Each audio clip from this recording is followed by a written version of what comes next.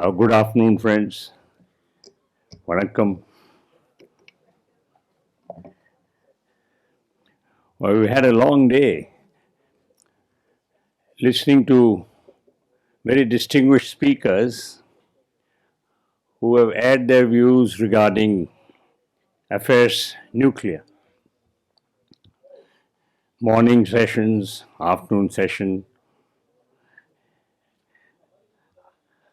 I think increasingly each one has peripherally or directly referred to and focused, asking all of us present here to see how we are being mishandled. I wouldn't say handled, but mishandled. Because instead of the state which is supposed to serve the people, it is now becoming a problem for the people to serve the state. And whatever you think you're doing for the national good, it's more often than not, especially if it is not in coincidence with their own views on various issues like brought out by all the speakers on development, on democracy, on freedom, on foreign policy associations, what have you.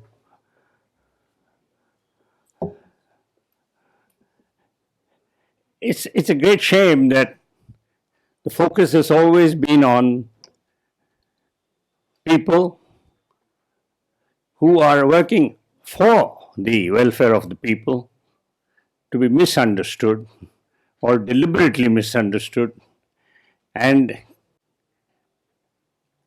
branded as people who are unpatriotic, anti-national, who differ in views, that there is only one way, with this X way or Y way, but why your way? And I think this is an issue which really is something which we must apply our minds.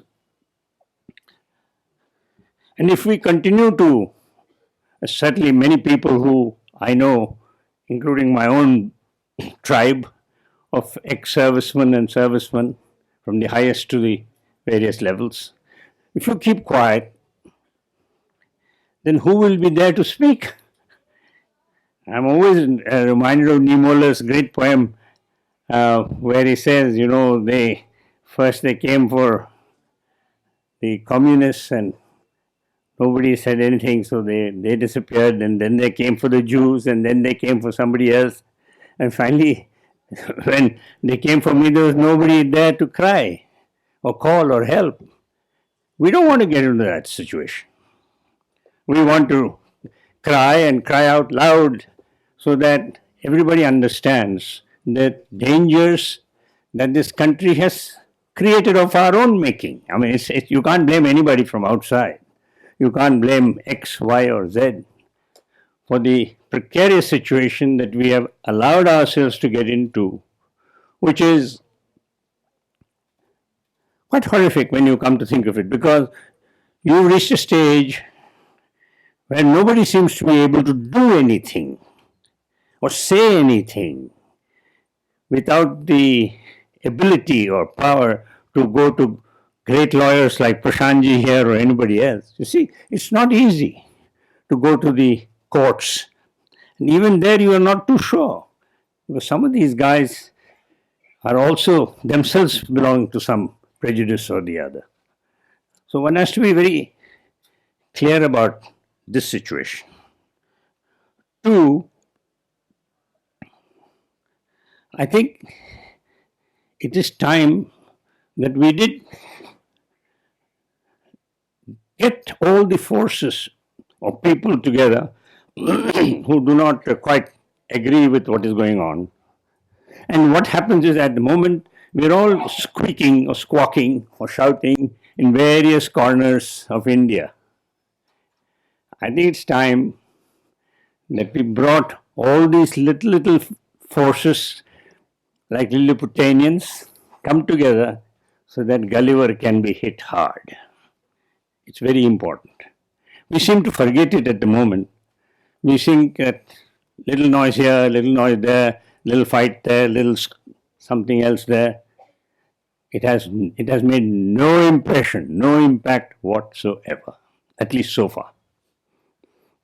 And clearly, I'm not now trying to talk military strategy or anything, but I think we need to evolve something. I leave it to your wisdom, which I hope we will be able to formalize tomorrow.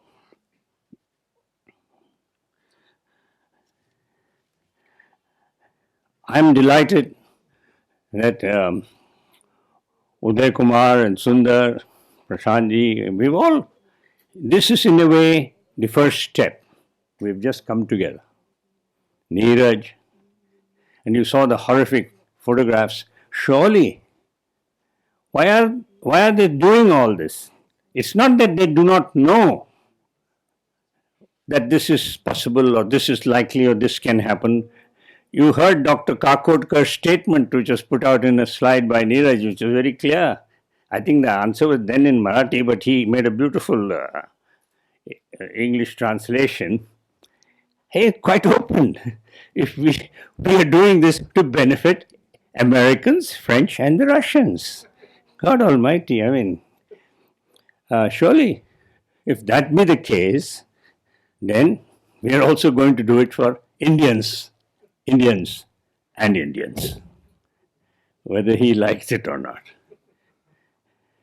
So I think this is seminal to the issue. We have to learn to understand the responsibilities that each one of us has as good Indians of what we are not in favor of. You know, very often I have heard the criticism, oh, in your country you got free adult franchise and everybody can vote and half of them are illiterate and all. I said, don't ever say that again, because one thing our people know, what they do not want. You see, we may be not very well clad, we may not wear very decent dhoti or kurta or whatever it is, but one thing we know is what we do not want. Even the poorest of the poor guy here in this country, or girl, or woman, or mother, daughter, whoever it is, will know what they don't like, what they don't want. So,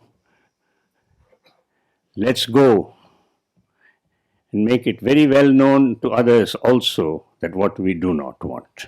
Thank you.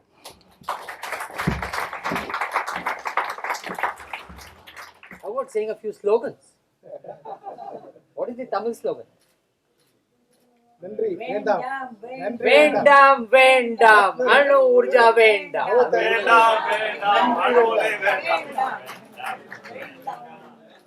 Vendam, vendam, vendam, vendam, vendam, vendam. In Marathi we say, Sarvanni Garja, you have to say Nako Anurja. Means say no to nuclear.